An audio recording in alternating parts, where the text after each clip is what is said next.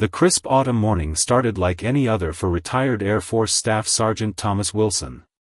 After 20 years of distinguished service, including 3 tours in Afghanistan, he had settled into a peaceful routine in his suburban home just outside Atlanta. His morning ritual included a brisk jog around the neighborhood, something he'd done nearly every day for the past 2 years since moving to the area. That morning, Thomas wore his usual running attire, a gray Air Force hoodie, black running shorts, and his well-worn running shoes.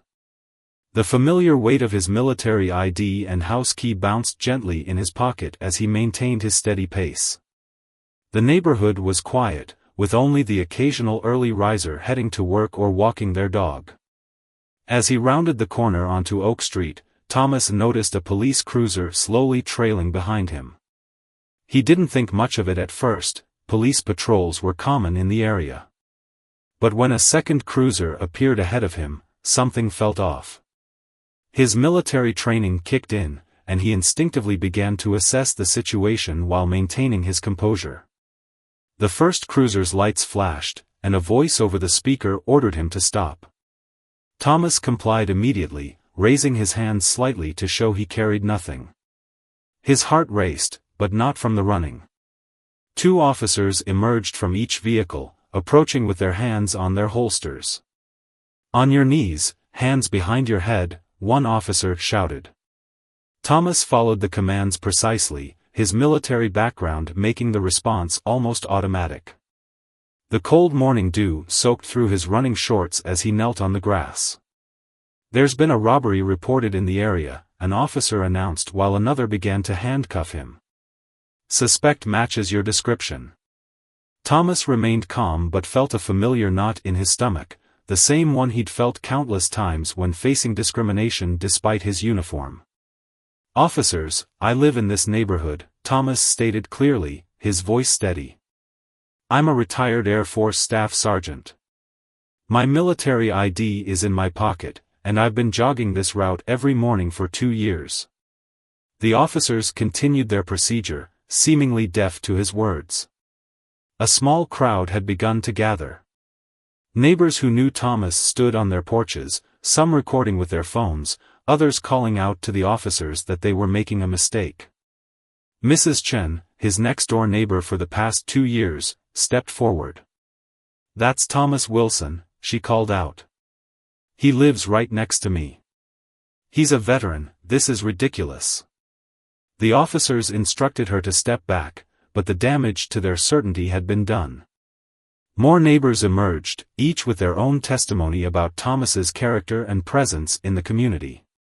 One of the younger officers finally reached into Thomas's pocket and retrieved his military ID. The atmosphere shifted palpably as he examined it, then showed it to his superior. The handcuffs were removed quickly, but the dignity that had been stripped away wouldn't be restored so easily. As Thomas stood, brushing grass from his knees, he maintained the composure that had been drilled into him through years of service. But inside, a storm was brewing. This wasn't just about him anymore. It was about every veteran, every service member who had fought for a country that still sometimes failed to recognize them as citizens worthy of respect. "I'd like to file a formal complaint," Thomas stated, his voice carrying the weight of 2 decades of military authority. "And I want all of your badge numbers." The officers, now visibly uncomfortable, complied with his requests. Little did they know that this incident would spark a chain of events that would reach far beyond their local precinct, all the way to the highest levels of the Pentagon. The video footage captured by his neighbors was already making its way across social media, carrying with it the undeniable truth of what had transpired that morning. Thomas's story was about to become more than just another incident of mistaken identity. It would become a catalyst for change that nobody saw coming. As he walked home that morning, surrounded by supportive neighbors, Thomas pulled out his phone. His first call wasn't to a lawyer or the media, it was to his former commanding officer, now serving at the Pentagon. "Sir," he said when the call connected, "I think you need to see something." The wheels of justice were about to turn in an unexpected direction. By nightfall, the morning's events had taken on a life of their own. The video of Thomas Wilson's wrongful arrest had spread across social media platforms like wildfire, garnering millions of views and igniting a fierce debate about the treatment of veterans. But behind the scenes, something unprecedented was unfolding at the highest levels of military leadership. Colonel James Richardson, Thomas's former commanding officer at the Pentagon, sat in his office staring at his computer screen, his jaw clenched. He had just finished watching the video for the third time. 20 years of military service had taught him to maintain composure in the face of adversity, but this struck a personal chord. He had served alongside Thomas in Afghanistan, witnessed his unwavering dedication to duty, and seen firsthand the respect he commanded from his fellow service members. Without hesitation, Richardson picked up his secure line and dialed a number few had direct access to. "General," he said when the call connected, "we have a situation that requires immediate attention." The next 2 hours were spent in rapid-fire meetings with senior military officials, each viewing the footage with growing concern. Meanwhile, back in Atlanta, Thomas's home had become an impromptu gathering place for concerned neighbors and fellow veterans. Mrs. Chen had organized a support group, bringing coffee and refreshments for the steady stream of visitors. Local news vans lined the street, their satellite dishes reaching into the darkening sky like metal trees. Thomas sat at his kitchen table, surrounded by a small group of trusted friends, including 2 fellow veterans from his running group. His phone hadn't stopped buzzing since morning, calls from military buddies, journalists, and civil rights organizations all wanting to hear his story. But Thomas wasn't interested in personal publicity. His mind was focused on a larger mission. "This isn't just about me," he explained to the room, his voice carrying the same steady authority it had during mission briefings. "Every day, veterans of all backgrounds face situations like this. The difference is, most don't have a neighborhood full of witnesses and video evidence to back them up." As if on cue, his phone lit up with a call from Colonel Richardson. The room fell silent as Thomas answered and put it on speaker. "Staff Sergeant Wilson," Richardson's voice filled the room, carrying the weight of his rank despite the informal setting. "The Secretary of Defense wants to meet with you. Tomorrow morning. A car will pick you up at 0600. The impact of those words rippled through the room. The Secretary of Defense, the civilian head of the entire U.S. military, wanted to meet about a local police incident. This was unprecedented. That same evening, at the local police precinct, the atmosphere was tense. The chief of police had been in emergency meetings since the incident, dealing with an increasingly complex situation. The department's social media accounts were flooded with comments, and calls for accountability were pouring in from across the country. The 4 officers involved sat in a conference room, reviewing their body camera footage with internal affairs. Their earlier certainty had evaporated, replaced by the creeping realization that this incident would have far-reaching consequences. The robbery suspect they had been looking for was later apprehended across town, looking nothing like Thomas except for his race. As midnight approached, Thomas stood in his home office, pressing his dress uniform for the morning meeting. The familiar ritual of preparing his uniform brought back memories of countless missions and ceremonies. But tomorrow would be different. Tomorrow wasn't about following orders, it was about leading change. His phone buzzed with a text from a number he didn't recognize. "Staff Sergeant Wilson, this is Representative Carter from the House Armed Services Committee. We're watching this situation closely. America's veterans deserve better." Thomas saved the number but didn't respond. He knew tomorrow's meeting would speak louder than any words he could type. In Washington, D.C., staffers at the Pentagon worked through the night, preparing briefings and analyzing the potential implications of the incident. The Secretary of Defense had cleared his morning schedule, something that rarely happened without a national security crisis. The message was clear: this wasn't just another case of mistaken identity or police overreach. This was about the fundamental respect and dignity owed to those who had served their country. As Thomas finally prepared for bed, he caught a glimpse of his military decorations displayed on his wall. Among them, the Bronze Star he'd earned for leading his unit through a particularly harrowing mission in Afghanistan. The irony wasn't lost on him. He had faced enemy fire with unwavering courage, only to be handcuffed on his own street for the crime of jogging while black. But tomorrow would be different. Tomorrow, he would step into the Pentagon not as a victim seeking justice, but as a veteran demanding change. The same determination that had carried him through 3 tours of duty now fueled a new mission, one that would challenge the relationship between law enforcement and military veterans in ways nobody had anticipated. As he drifted off to sleep, his last thoughts were of his father, also a veteran, who had faced similar indignities decades ago. Times are supposed to be different now, he had often said. Perhaps, Thomas thought, this was the moment to make sure they finally would be. The Pentagon loomed before Thomas as the government car pulled up to the entrance at precisely 0745. The morning sun cast long shadows across the world's largest office building, its 5 sides representing the military's strength and unity. Thomas straightened his tie, his dress uniform pristine, each medal and ribbon telling its own story of service and sacrifice.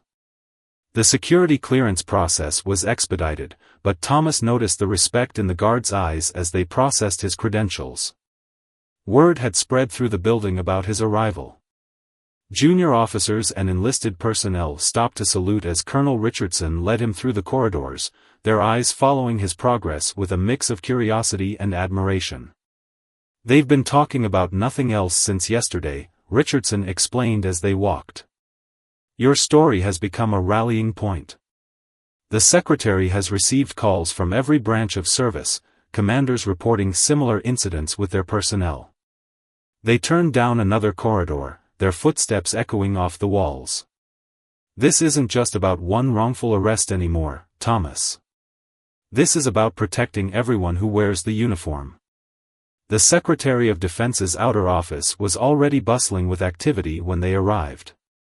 Senior military advisors from every branch huddled in small groups, their conversations hushed but intense. A large screen displayed various news channels covering the incident, all muted but running constant updates. At exactly 0800, the door to the inner office opened. The Secretary of Defense, a former Marine Corps general himself, stood in the doorway. Despite his civilian role, his military bearing was unmistakable. "Staff Sergeant Wilson," he said, extending his hand. "Thank you for coming. We have a lot to discuss." The next 2 hours would change the landscape of military-police relations forever. Thomas sat at the conference table, surrounded by some of the most powerful figures in the defense establishment. He shared not just his story, but the stories of countless other veterans who had reached out to him in the past 24 hours, stories of similar incidents that had gone unaddressed, of dignity stripped away despite years of service. "The core issue, Mr. Secretary," Thomas explained, his voice steady and clear, "is that the same uniform that commands respect overseas sometimes means nothing on our own streets. We train our service members to be leaders, to stand tall, to represent the best of America. But what message do we send when they're treated like criminals in their own neighborhoods?" The Secretary leaned forward, his expression grave. "Staff Sergeant, what would you propose as a solution?" The question hung in the air, heavy with possibility. Thomas had spent the night preparing for this moment. "Sir, I propose a 3-part initiative. First, mandatory training for all law enforcement agencies on military ID recognition and veteran interaction protocols. Second, a direct communication channel between military bases and local police departments to verify active duty and veteran status immediately. Third, a joint task force between the Department of Defense and Department of Justice to track and address incidents involving veterans." The room was silent for a moment, then erupted in discussion. Senior officials began taking notes, expanding on the ideas. The Secretary's Chief of Staff was already drafting preliminary documents. Meanwhile, back in Atlanta, the police department was facing its own reckoning. The Chief of Police had received a direct call from the Pentagon that morning. The message was clear: this incident would set a precedent for how law enforcement agencies nationwide handle interactions with veterans. The 4 officers involved had been placed on administrative leave pending a full investigation. But more significantly, the department was already being considered as a pilot location for the new training program Thomas had proposed, a fact that would be announced within hours. By midday, Thomas stood on the Pentagon steps for a press conference that would make national headlines. The Secretary of Defense stood beside him, along with representatives from various veteran service organizations. The announcement was unprecedented. The Department of Defense would take an active role in protecting veterans' civil rights through a new program named Operation Respect and Recognition. Today marks a new chapter in how America treats its veterans, the Secretary declared to the assembled press.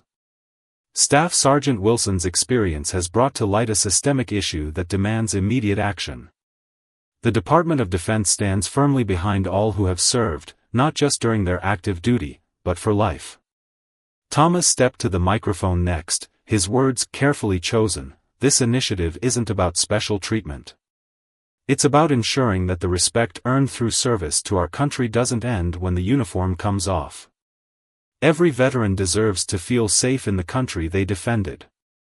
As cameras flashed and reporters called out questions, Thomas thought about his morning jog just 2 days ago. How a routine part of his day had transformed into a catalyst for national change. His phone buzzed in his pocket, messages from his neighbors back home, watching the press conference live, sharing in this moment of victory. But even as the announcement was being made, things were already in motion. Police academies across the country were being contacted about implementing the new training programs. Military bases were establishing liaison offices with local law enforcement. The machinery of government was turning, powered by the undeniable truth of one veteran's experience. As the press conference concluded, a young Air Force lieutenant approached Thomas with tears in her eyes. "Staff Sergeant," she said, "my brother, also a veteran, was arrested last month in a similar incident. Thank you for speaking up. Thank you for making them listen." That's when Thomas realized, this wasn't the end of the story. It was just the beginning of a much larger mission, one that would ensure no veteran would have to face what he did that autumn morning. The Pentagon's response had shocked everyone, but the real work of transformation was just beginning. The weeks following the Pentagon press conference brought changes that rippled through communities across America. Thomas's suburban Atlanta neighborhood had become ground zero for a new kind of collaboration between military and law enforcement agencies. Police cruisers now carried digital scanners that could instantly verify military IDs, and officers underwent intensive training led by veteran affairs specialists. 1 month after the incident, Thomas stood at the back of the Atlanta Police Academy's main lecture hall, watching as a group of cadets participated in the first official Operation Respect and Recognition training session. The room was packed with both new recruits and veteran officers, their attention focused on the front where a retired Marine Corps Sergeant Major was conducting the training. "Your badge and our medals represent the same thing," the Sergeant Major explained, his voice carrying the weight of decades of experience.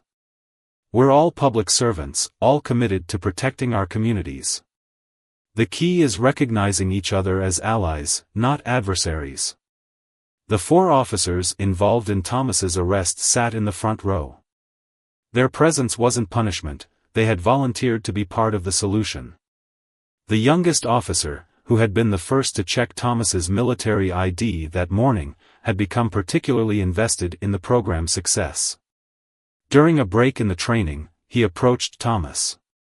"Staff Sergeant," he began, his voice slightly uncertain, "I want you to know something. That morning changed my entire perspective on policing. My brother just enlisted in the Army, and I keep thinking about how I would want him to be treated when he comes home in uniform." Thomas nodded, recognizing the sincerity in the young officer's words. "The goal was never to divide," he responded, "but to build understanding. Your brother's service will make you a better officer, just like my service makes me a better citizen." Meanwhile, across the country, similar transformations were taking place. In California, a veteran who had been wrongfully detained outside his home contacted Thomas through social media.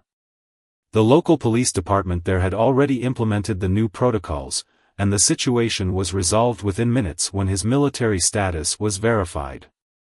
The Pentagon's initiative had sparked something even larger than anticipated.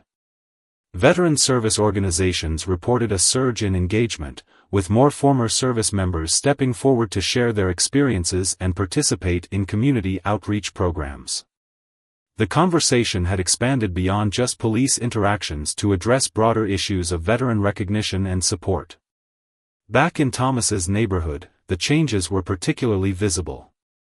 The morning running group he belonged to had grown, now including both veterans and active duty personnel from nearby bases.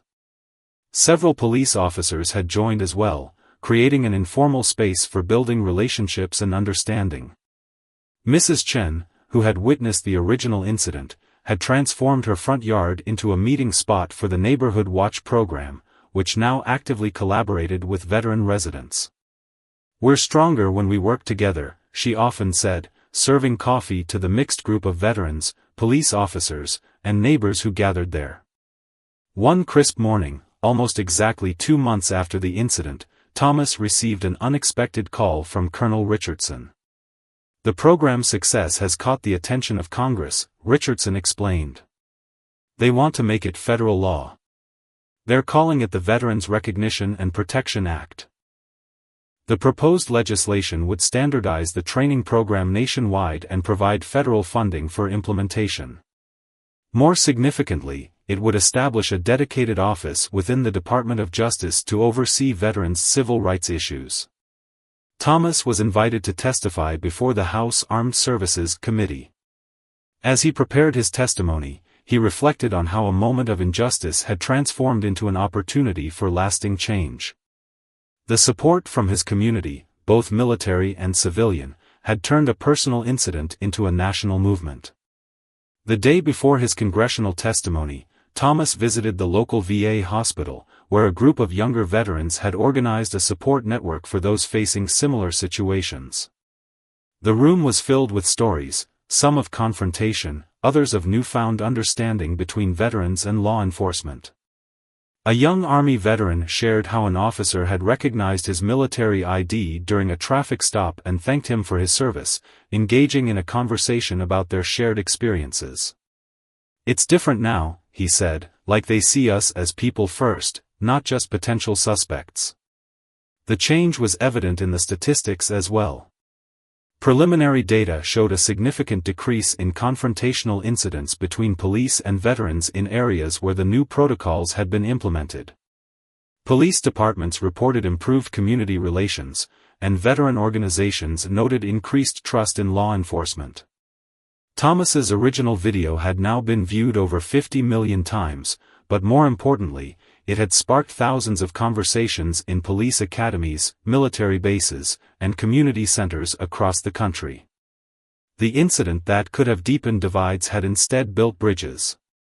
As he prepared for bed the night before his congressional testimony, Thomas received a text message from the Secretary of Defense. "Your actions have reminded us all that true leadership isn't about rank or position, it's about turning challenges into opportunities for positive change.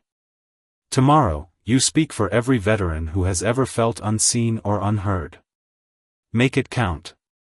Looking at his running shoes by the door, Thomas thought about how different his morning jogs were now. The same route that had once led to his wrongful arrest had become a symbol of community transformation. Police officers waved as they passed, neighbors stopped to chat, and new runners frequently joined the group. The next morning, as he dressed in his formal uniform for the congressional hearing, Thomas knew that his testimony would be more than just a recounting of that fateful morning. It would be a story of how America could still change for the better, how institutions could learn and adapt, and how a single incident could catalyze a movement for lasting reform. The Veterans Recognition and Protection Act wasn't just about preventing wrongful arrests, it was about building a country where service was truly honored, where understanding bridged divides, and where every veteran could feel truly at home in the nation they had sworn to defend. The marble halls of Congress echoed with footsteps as Thomas made his way to the hearing room. The House Armed Services Committee chamber was already filling with spectators, journalists, and veterans who had traveled from across the country to witness this historic testimony. Among them sat Mrs. Chen and several of his neighbors, who had insisted on being present for this crucial moment.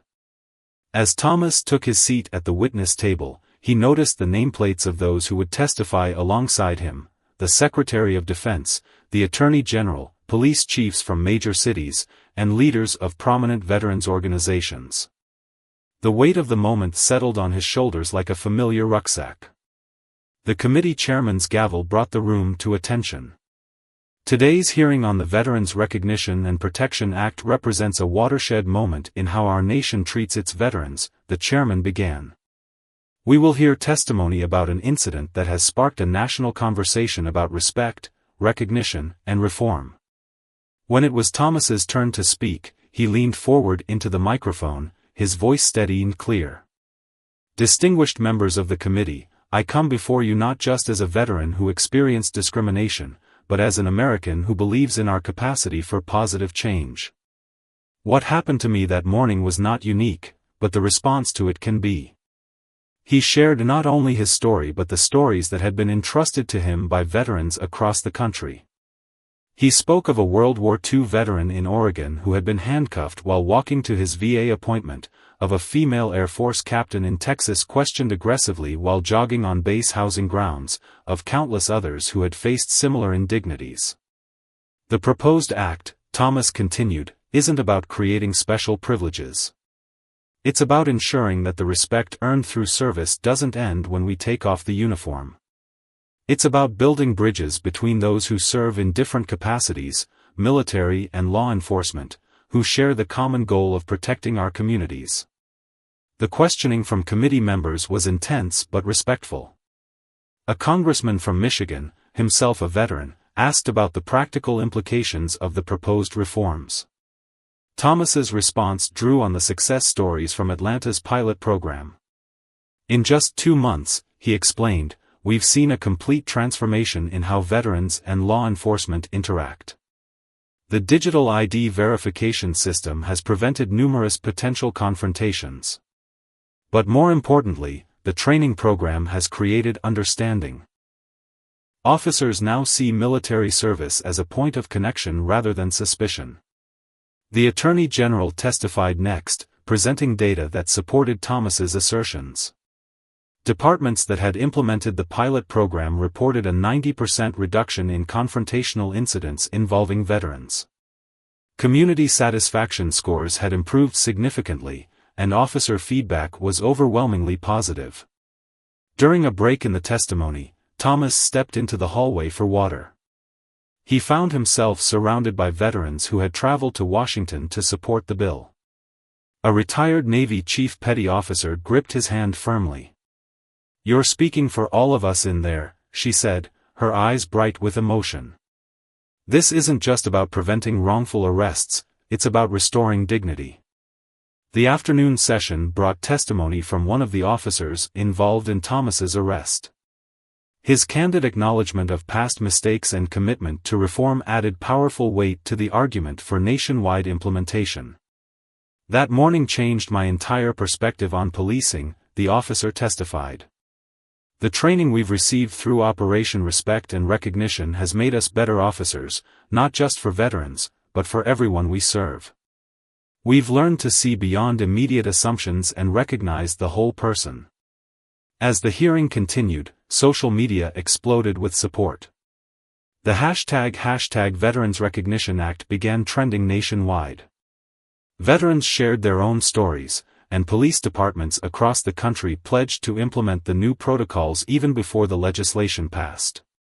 A particularly moving moment came when a Gold Star mother testified about her son, a Marine who had faced police harassment just weeks before his final deployment. "He never got to see this change," she said, her voice breaking slightly. "But because of Staff Sergeant Wilson and this act, other mothers' sons and daughters will be treated with the dignity they deserve." The committee chairman called for a special presentation. On the chamber's screens appeared a live video feed from various police academies across the country, where the new training protocols were already being implemented. In Seattle, Chicago, Miami, and dozens of other cities, veteran police cooperation was becoming the new standard. Thomas watched as the feed showed a training session in Atlanta, where his own story was being used as a teaching tool. The scene shifted to his neighborhood, where police officers and veterans now conducted joint community outreach programs. Mrs. Chen appeared briefly on screen, describing how the incident had transformed their community from one of suspicion to one of understanding. As the hearing drew to a close, the chairman made an unprecedented move. He called for an immediate vote on advancing the bill to the full House. The committee room erupted in applause as the vote passed unanimously, a rare show of bipartisan support in an often divided Congress. Outside the hearing room, Thomas found himself surrounded by reporters, but his attention was drawn to a group of young military cadets who had attended the session. Their presence reminded him that this wasn't just about addressing past wrongs, it was about creating a better future for the next generation of service members. One cadet stepped forward, her eyes bright with purpose. "Staff Sergeant," she said, "your testimony today showed us that one person really can change the system.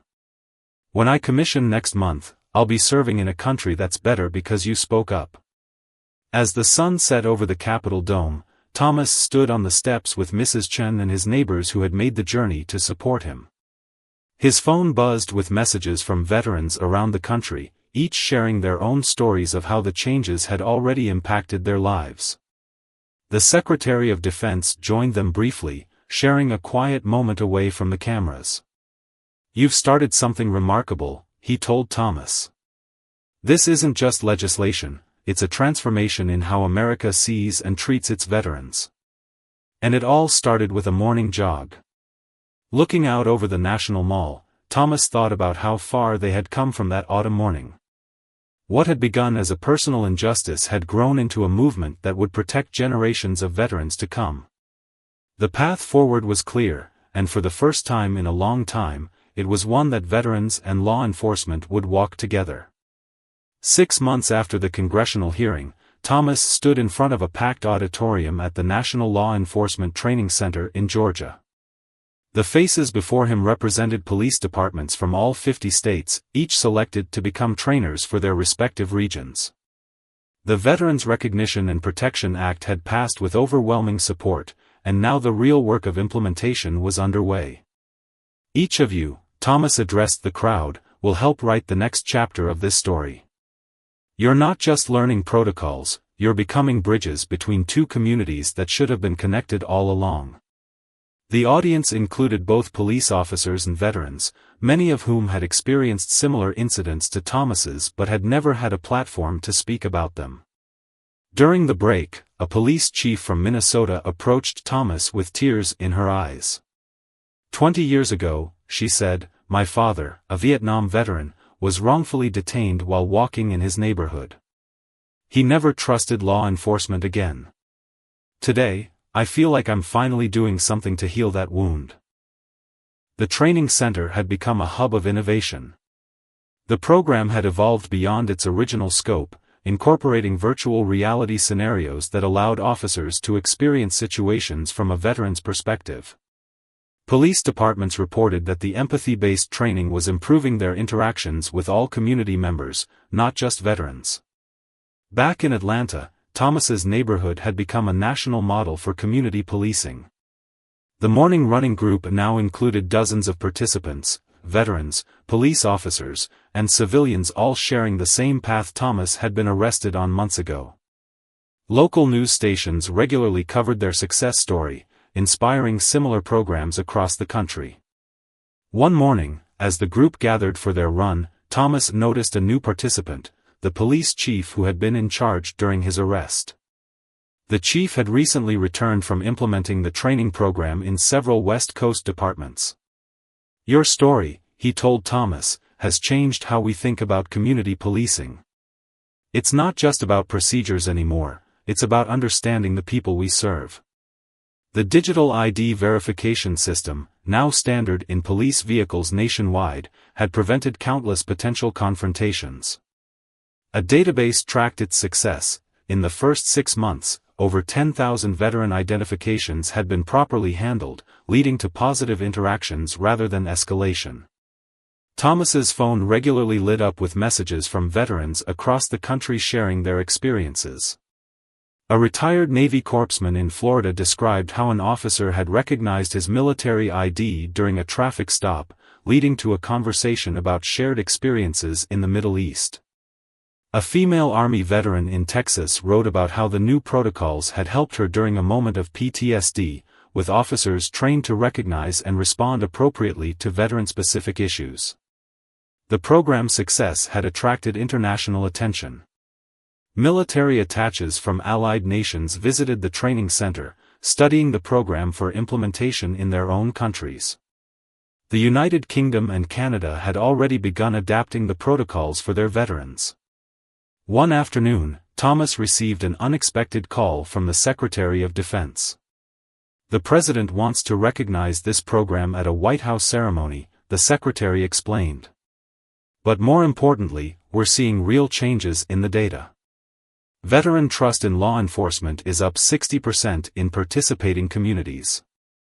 We're healing wounds we didn't even know we had." The ceremony was scheduled for Veterans Day, bringing together representatives from law enforcement, military branches, and veteran communities. As Thomas prepared his remarks, he reflected on how a single incident had catalyzed such widespread change. Mrs. Chen, who had become a prominent community advocate, organized a watch party in their neighborhood for the ceremony. Veterans and police officers gathered in her backyard, their presence a testament to the bridges that had been built. During the ceremony, the President spoke about the ripple effects of the program. Beyond preventing confrontations, it had sparked a broader conversation about how America treats its veterans. Police departments reported improved relationships with military bases in their jurisdictions. Veterans felt more comfortable seeking help when needed, knowing they would be treated with understanding and respect. A new initiative was announced at the ceremony, the Veterans Community Integration Program.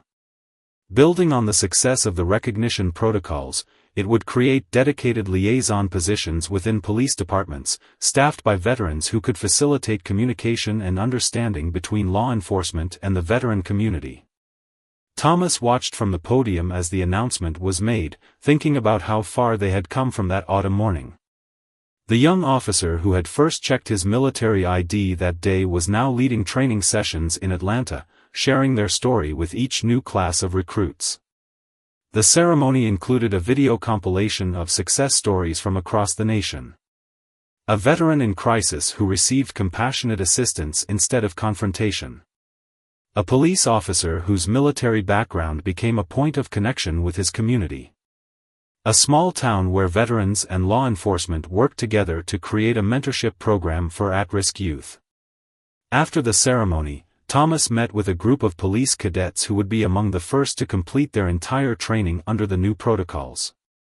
Their questions revealed a deep commitment to understanding and serving veteran communities. One cadet, whose sister was deployed overseas, spoke about how the program had changed his perspective on both military service and law enforcement. Later that evening, as Thomas prepared to return home, he received a message from Colonel Richardson. "Remember when you called me that morning? You didn't just report an incident, you started a movement. This is what real change looks like." The success of the program had begun to influence other areas of veteran services. The VA had adopted similar training for its staff, and private sector companies were requesting guidance on veteran recognition and support protocols. What had begun as a response to discrimination had evolved into a comprehensive approach to veteran integration and support. Back home, Thomas stood in his front yard, watching as patrol cars drove past his house. The officers waved, some he knew by name now. The morning running group had inspired similar groups in communities across the country, each one breaking down barriers between veterans and law enforcement one step at a time. Mrs. Chen joined him, carrying her signature coffee pot. "You know," she said, "that morning when I saw them arresting you, I never imagined it would lead to all this. But sometimes the worst moments bring out the best in people."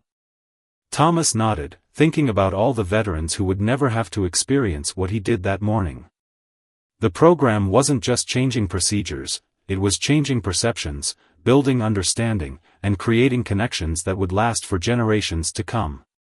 1 year to the day after Thomas's wrongful arrest, he stood at the podium of the newly established National Center for Veteran and Law Enforcement Relations. The modern building, situated halfway between the Pentagon and the Department of Justice, symbolized the bridge that had been built between these two crucial institutions. The audience before him represented the full spectrum of change his morning jog had initiated. Police chiefs from major cities sat alongside veteran advocacy leaders. Community organizers, including Mrs. Chen, who had become a national figure in her own right, filled the rows. The 4 officers involved in his arrest, now instructors in the National Training Program, sat in the front row.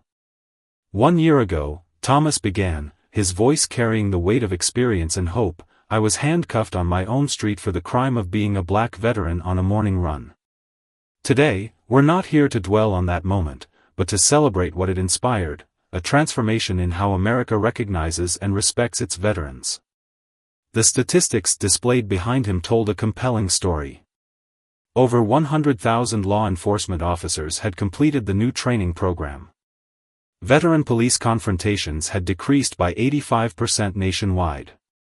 Community trust scores had reached historic highs in areas where the program had been fully implemented. But the numbers only told part of the story. Thomas shared letters he had received from across the country.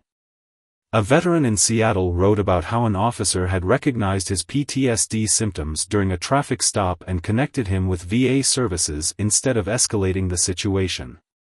A police department in Florida had created a veteran response team that had successfully defused dozens of potentially dangerous situations.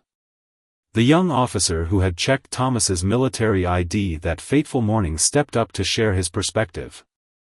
"That day changed everything," he said, his voice steady with conviction. "We thought we were following procedure, but we were blind to the person behind the procedure.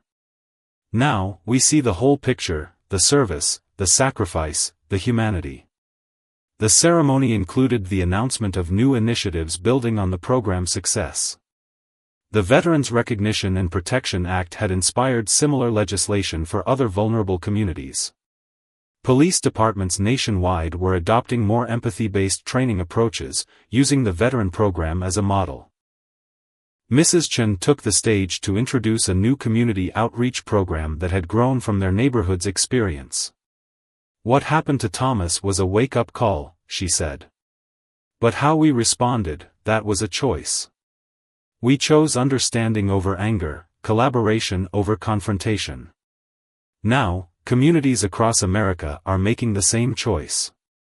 The program had even influenced military training. New service members now received guidance on civilian law enforcement interaction as part of their basic training. The goal was to build understanding from both sides, creating a continuous circle of respect and recognition. During the lunch break, Thomas walked through the center's Memorial Hall, where stories of veteran police cooperation were displayed alongside historical examples of service member discrimination. The contrast was stark, a reminder of how far they had come and why they needed to keep pushing forward. A group of police cadets approached him, eager to share their experiences with the new training program. One cadet, whose grandfather had faced similar discrimination after returning from Vietnam, spoke about how the program had helped her understand both her family's history and her role in preventing such incidents in the future. The afternoon session focused on the international impact. Representatives from NATO countries presented their adaptations of the program, each tailored to their unique veteran communities. The United Nations had expressed interest in developing a global standard for veteran recognition and protection. Thomas's phone buzzed with a message from Colonel Richardson. "Remember when you said this wasn't just about you? Look around, you were right. This is about all of us, past, present, and future." The center itself had become a symbol of transformation. Its architecture incorporated elements from both military and law enforcement traditions. The main hall displayed uniforms from both services side by side, emphasizing their shared commitment to public service. Training rooms were named after veterans who had gone on to serve in law enforcement, highlighting the natural connection between these communities. As the day's events wound down, Thomas took a moment to visit the center's reflection garden. A simple plaque marked the spot where he often sat to gather his thoughts. From a moment of injustice, justice grew. From a single voice, many voices rose. From one morning's run, a nation's journey began. The Secretary of Defense joined him there, away from the cameras and crowds. "You know what impressed me most," the Secretary said, "not just the changes in procedure or policy, but the change in hearts. You gave us all a chance to be better." Later that evening, Thomas joined his running group, now 100 strong, for their regular evening jog. Police officers ran alongside veterans, community members alongside service members. The route took them past the spot where he had been arrested a year ago. What had once been a place of trauma had become a point of transformation. Mrs. Chen waited at the finish point with her signature coffee and a surprise, a proclamation from the city declaring the route an official Veterans Unity Trail. The signs would serve as a permanent reminder of how a community could turn crisis into opportunity. As the sun set, Thomas stood with the original 4 officers who had arrested him. They had become more than colleagues in the program, they were partners in change. The youngest officer spoke for the group. "We thought we were just doing our jobs that morning. You showed us that our job is about more than procedures, it's about seeing the person behind the uniform, any uniform." The day ended with a community dinner in the center's main hall. Veterans, police officers, family members, and community leaders shared meals and stories. The barriers that had once seemed insurmountable had dissolved into understanding and respect. Thomas's final speech of the day was brief but powerful. "A year ago, I was alone on that street. Today, none of us are alone.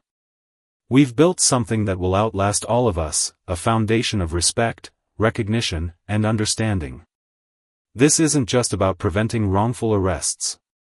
It's about building the country our veterans fought for, the community our police officers serve to protect, the future we all deserve." As he drove home that night, Thomas passed several police cars.